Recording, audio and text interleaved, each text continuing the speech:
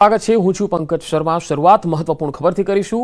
એક સમાચાર આવી રહ્યા છે કે બાથરૂમના નળમાંથી નીકળે છે દેશી દારૂનો આથો। જી હા, આ ઘટના રાજકોટની છે। રાજકોટ મનપાના લોક દરબારમાં સ્થાનિકનો પ્રશ્ન હતો। મનપાના લોક દરબારમાં સ્થાનિકોએ રજૂઆત કરી કે વોર્ડ નંબર 15માં જે મનપાનો લોક દરબાર યોજાયો હતો એમાં એક સ્થાનિકે આ વાત મૂકી। નળમાં દેશી દારૂનો આથો આવે છે। નળમાંથી પાણીને બદલે દેશી દારૂનો આથો આવી રહ્યો છે।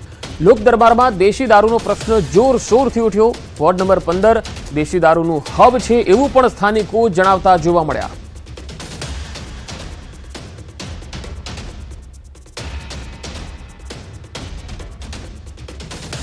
कायमी माटे नळ खोली એટલે દારૂનો આથો અંદર નીકળે। નાવાનું મન નથી થાતું, નથી કપડાં ધોવાનું મન થાતું।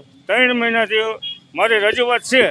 એ લોકો આવે છે, પાઇપલાઇન બદલાવ નથી, ખાડા કાઢી વયા જાય અને ખાડા પૂરી દે। કાયમી માટે દારૂનો પ્રોબ્લેમ છે। મંદિરે જવું હોય અમારી બેનું દીકરીઓને, શંકર ભગવાનનું મંદિર છે, ખોડિયારમાંનું મંદિર છે, તો હેરાનગતિ બહુ છે। એમ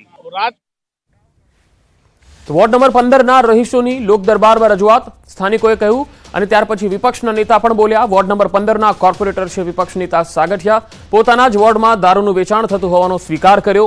विपक्ष नेता सागठियाए हप्ताखोरीनो पण आरोप लगाव्यो। पोलीस दरोड़ा बाद कलाकमां फरी हाथडी चालू थई जाय छे। રાજકોટ મહાનગરપાલિકાની સમગ્ર રાજકોટમાં મારા વોર્ડમાં તો છે જ તે, એમાં કોઈ નો ડાઉટ, અને વારંવાર રેડ પણ પોલીસ પાડે છે, પણ રેડ પાડવાથી 1 કલાક પછી પાછું એનું કામ ચાલુ થઈ જાય છે।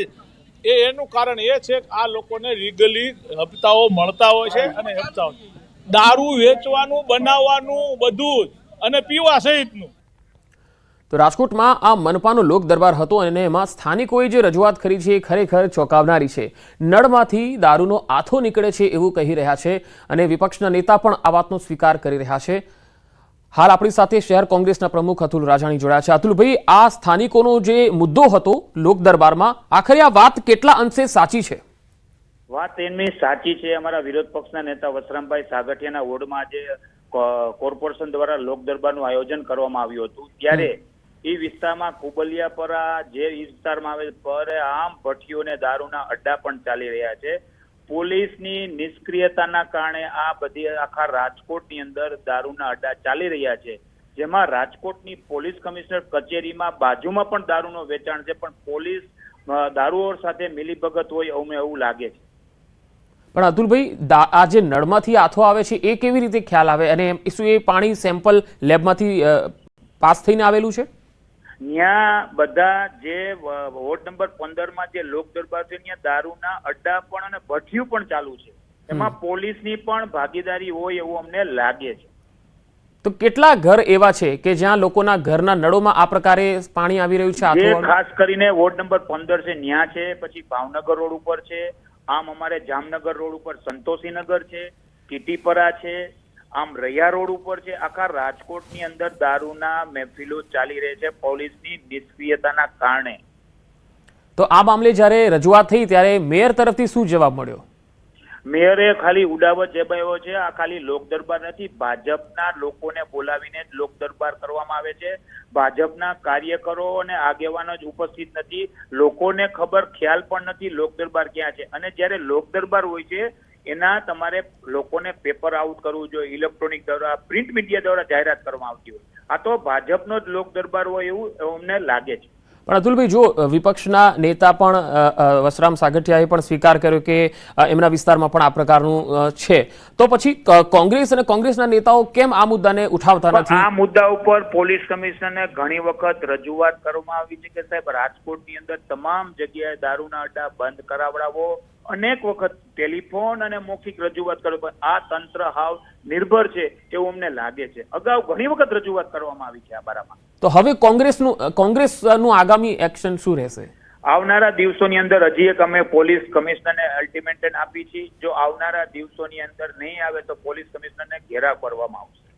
જી અતુલભાઈ, આભાર માહિતી આપવા માટે, અમારી સાથે જોડાવા માટે। તો આ હતા શહેર કોંગ્રેસના પ્રમુખ અતુલ રાજાણી અને તેમણે કહ્યું છે કે રાજકોટના ભાવનગર રોડ અને વોર્ડ નંબર 15માં જે નળમાંથી પાણી આવે છે તેમાં દારૂનો આથો પણ આવે છે. દારૂ જેનો આથો છે એ સાથે એનું પાણી તેમને મળતું રહે છે. હાલ હાર્દિક જોશી સંવાદદાતા મારી સાથે જોડા છે. હાર્દિક, આજે સ્થાનિકોનો જે મુદ્દો છે, સ્થાનિકોએ જે પ્રશ્ન ઉઠાવ્યો છે, આ ખરેખર ખૂબ ગંભીર છે. જો નળમાંથી દારૂનો આથો આવતો હોય તો મેયર આ મામલે શું કહ્યું છે? કોઈ સ્પષ્ટતા કરી છે ખરી?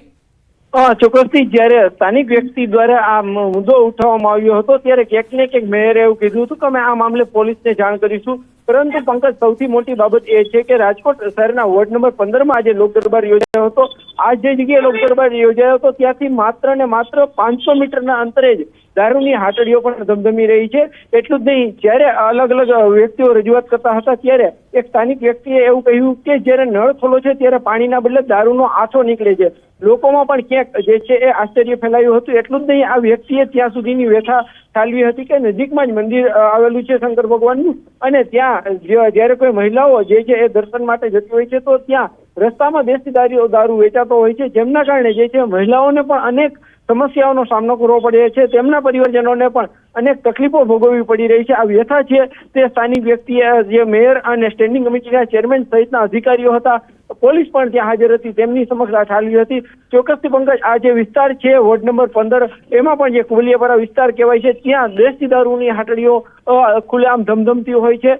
પોલીસ સ્ટેશનમાં જો કોઈ વ્યક્તિ બેસે તો ત્યાં પણ દેશી દારૂની વાસ આવતી હોય છે. એટલે કે કહી શકાય કે ક્યાંક ને ક્યાંક દેશી દારૂનો મુદ્દો છે આજના લોક દરબારમાં જે ચર્ચાનું કેન્દ્ર બન્યો હતો. એટલું જ નહીં, સ્થાનિક લોકોએ છે દેશી દારૂ મામલે તંત્રને, અધિકારીઓને રજૂઆત કરી હતી. જોકે મેયર તરફથી આશ્વાસન રૂપી જવાબ આપવામાં આવ્યો હતો કે ત્યાં આ મામલે રજૂઆત કરશે અને તેમની આ સમસ્યા છે તેમનું આગામી સમયમાં નિરાકરણ લાવવામાં આવશે. પરંતુ બીજી તરફ રાજકોટ શહેરમાં પણ થોડા સમય પહેલા જે દ્રશ્યો સામે આવ્યા હતા, સિવિલ હોસ્પિટલમાં દેશી દારૂ ખુલ્લેઆમ વેચાતો હતો.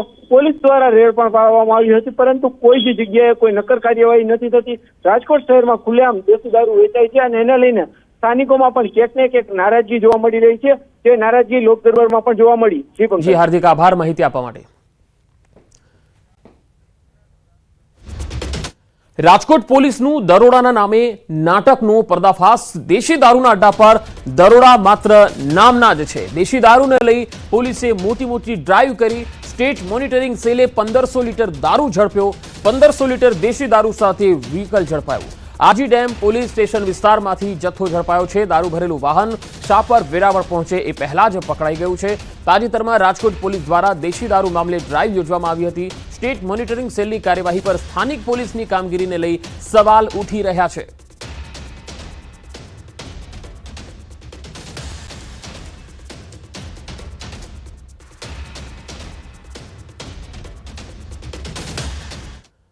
અને હવે અહો આશ્ચર્યની વાત, દારૂબંધીવાળા ગાંધીના ગુજરાતના જ એક ગામમાં દારૂબંધીની માંગ થઈ રહી છે. બોટાદ જિલ્લામાં આવેલા જૂના નાવડા ગામના લોકોનો વિરોધ. ગ્રામજનોએ એકત્ર થઈને બરવાડા મામલતદાર કચેરીએ આવેદન આપ્યું અને દારૂબંધીની માંગ કરી. જી હા, દારૂબંધી ધરાવતા ગુજરાતમાં ગામ લોકોએ દારૂબંધીની માંગ કરી. ગામ લોકોનો આરોપ છે કે ગામમાં દારૂનું દૂષણ છે. દારૂ વેચનાર અને દારૂ પીવાવાળા લોકો ચિક્કાર દારૂ પીને ગામમાં ઉપદ્રવ મચાવે છે. ગામમાં મહિલાઓનું નીકળવું મુશ્કેલ બની ગયું છે. દારૂ વેચનારાઓ ખોટા કેસમાં ફસાવી દેવાની ધમકી આપે છે, જેને લઈને જૂના નાવડા ગામમાં લોકોએ મામલતદાર કચેરીએ રજૂઆત કરી અને કાયદાકીય કાર્યવાહી કરી દારૂનું વેચાણ બંધ કરવાની માંગ કરી. હવે આપને બે તસવીરો બતાવીએ, બે દ્રશ્યો બતાવીએ. એક તરફ બોટાદના બરવાડામાં દારૂના દૂષણને લઈને ગામ લોકો રજૂઆત કરી રહ્યા છે, તો બીજી તસવીર આપ જોઈ રહ્યા છો કે જ્યાં રાજકોટમાં શાપર વેરાવળ હાઈવે પાસે સ્ટેટ મોનિટરિંગ સેલના દરોડાની કાર્યવાહીમાં એક ટ્રક પકડાઈ, દારૂનો જથ્થો પકડાયો. અહીંયા સ્થાનિક પોલીસ ઊંઘથી ઝડપાઈ છે. દારૂબંધીનો અમલ ક્યારે થશે? કારણ કે ગામના લોકો જ હવે બોટાદમાં માંગણી કરી રહ્યા છે કે ભાઈ અમારા ગામમાં દારૂબંધી કરાવો. જબકે દારૂબંધી તો પહેલાથી જ છે, છતાં પણ દારૂ ખુલ્લેઆમ વેચાઈ રહ્યો છે એ હકીકત છે.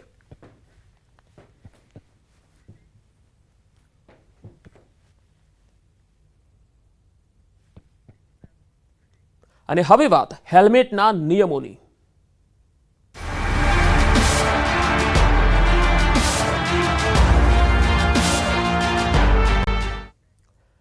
હેલ્મેટને લઈ ગુજરાત હાઈકોર્ટના સખત વલણ બાદ વાહન ચાલકો પણ નિયમનું પાલન નથી કરી રહ્યા. રાજકોટ શહેરમાં હજુ પણ હેલ્મેટના નિયમની એસી તેસી જોવા મળી. અમારા સંવાદદાતા કેટલાક ટુ વ્હીલર ચાલકોને કેમેરામાં કેદ કર્યા, જેઓ હેલ્મેટ ન પહેરવાના અલગ અલગ કારણો બતાવી રહ્યા હતા, તો કેટલાક કાયદાના પાઠ ભણાવતા પણ નજરે પડ્યા.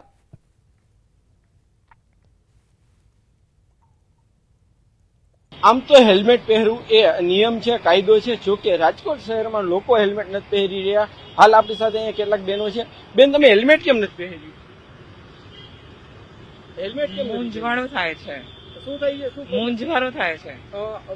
એક્સિડન્ટ થવાની બીક લાગે છે? ના ના, મૂંઝવારો થાય છે. આમ પહેરીએ ને તો આમ સફોકેશન થાય પણ છે. બેન, નિયમ છે, સરકાર દ્વારા પણ કહેવામાં આવ્યું છે. શું કહેશો? હું પહેરી આવીશ.